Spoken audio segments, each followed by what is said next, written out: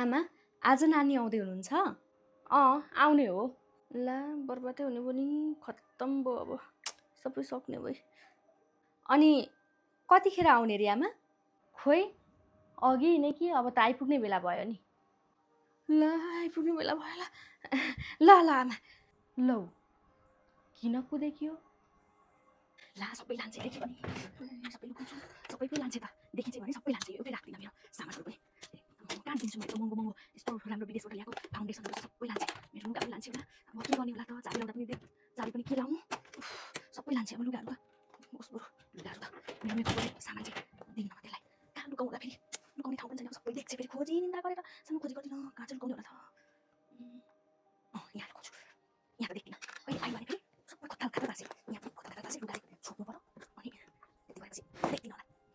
यति भएपछि देख्दिनँ। अहिले आइपुग्छ। फेरि अनि खत्ता खत्ता पार्छ। केही राख्दिनँ। बल्लले सकेँ। यति भएपछि त मलाई ढुक्क भयो। गर्मी नै भयो मलाई त। धावा धावा गरेर अहिले आइपुग्छ।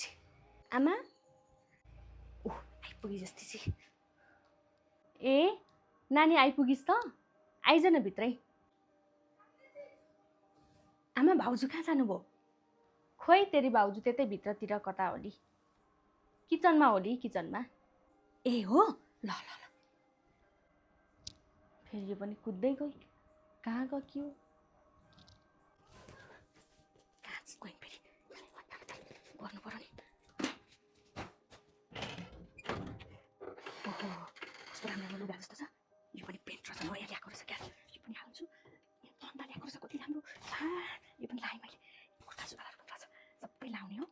घर बस्दा ओर्दा कहीँ कहीँ हिँड्दा लाउनुहुन्छ। यस्तो राम्रो राम्रो लुगाहरू रहेछ। सबै लाएर लानु पर्यो। आइपुग्छ फेरि। यहाँ पैसा पनि रहेछ। पैसा चाहिँ कहाँ लुकाउँ? खोजीमा हाल्छु। पैसा रहेछ।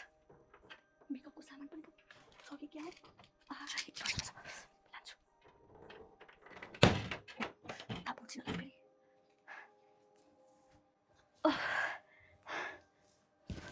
कस्तो गर्मी भयो आमा। भाउजूलाई भन्नु न पानी ल्याइदिनु भनेर। कस्तो गर्मी तिर्खा लाग्यो। ए तिर्खा लाग्यो? ल पख एकछिन। यहाँ भाउजूलाई म भनिदिन्छु। बुहारी ए बुहारी। हजुर आमा। यहाँ कान्छीलाई तिर्खा लाग्यो भन्दैछि। पानी ल्याइदेऊ न। हुन्छ ल्याइहाल्छु। होइन आउने बित्तिकै कहाँ दौडेर कुदेकी। एकछिन आमासँग बस्नु यहाँ। ए केही पनि होइन आमा। उहाँ कस्तो भएछ कोठा यताउता सरसफाइ कस्तो गर्दै हुनुहुन्छ कि हुनुहुन्न भाउजूले भनेर चियो गर्न गएको क्या। हेर्न गएको। पहिला म हुँदा त अब चटक्क बनाएर राख्थेँ। अहिले अब भाउजू हुँदा कस्तो गर्नु हुँदो रहेछ भनेर हेर्न गएको थिएँ क्या आमा। सफा त अलिअलि गर्छ तेरी भाउजूले। अब उसले नगरेर कसले गर्छ त? यी नानी पानी। आहा कति राम्रो चुरा।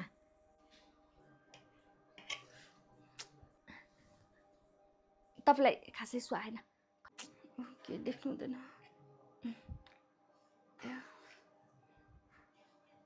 म ट्राई गर्छु है।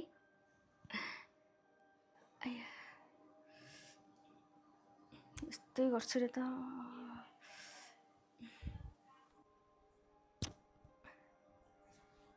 ए कस्तो राम्रो देखियो।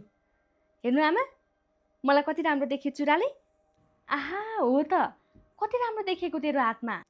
कस्तो राम्रो देखियो है। बत्तु बत्तु भएको रहेछ। भाउजूलाई त खासै सुहाएको थिएन। मलाई नै सुहायो चुराले त। कस्तो दुख्ने गरी तान्नुभयो। देख्नुभयो मम्मी बहिनीको कस्तो छ बानी। होइन त्यति दिँदाखेरि तेरो सबै सकिन्छ के भयो त नि? लाओस् न त नि। त्यही त नि। लगा लगा तँलाई कति राम्रो देखिएको छ।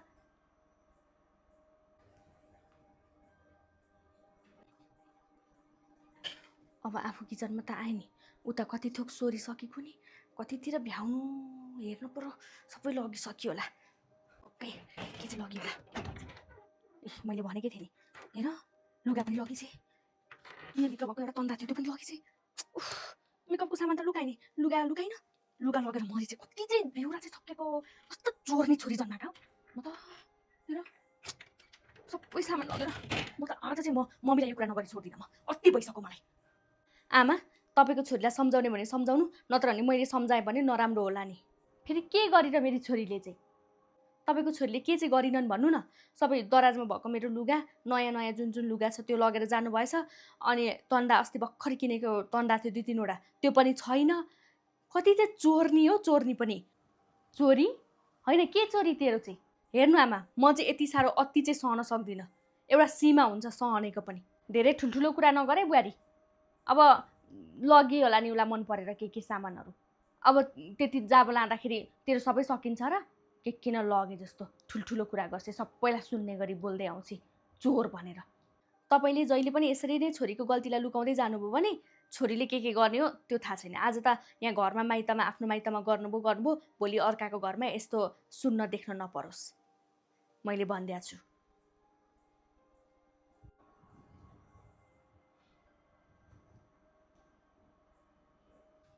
आमा, भाउजूले हेर्नु न मलाई कस्तो चोर दोष लागेको। 2 दिन माइत आएर बस्नु छ, त्यो पनि चोर अरे म त। मेरी छोरी, तँ केही पिर नगर नानी। त्यसले कमाएकी सम्पत्ति हो र त्यो सबै तेरो दाइले कमाएको सम्पत्ति हो। त्यही त है आमा, सबै मेरो दाइले कमाएको त हो नि। उसले कमाउनु परेको छ र? मेरो दाइले कमाएर मरी दुःख गरेर कमाएको पैसाले किनेको लुगाहरू हो।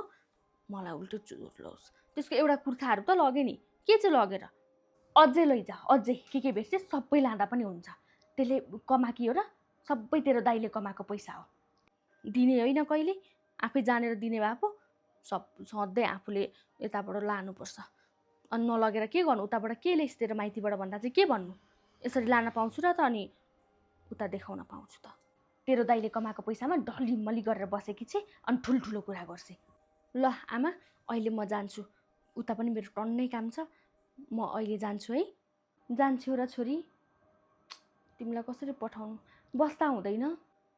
होइन आमा, उता मेरो भ्याइ नभई छ, एकछिन टाइम निकालेर आएको मात्र, तपाईँलाई हेर्न मन लागेर आएको, अनि त्यही भएर म गइहालेँ है। ल ल ल, राम्ररी जा, पुगेर फोन गर है। जति नजिकै छोरी दिए पनि आमाको मन त हो, जाने बेलामा नराम्रै लाग्छ।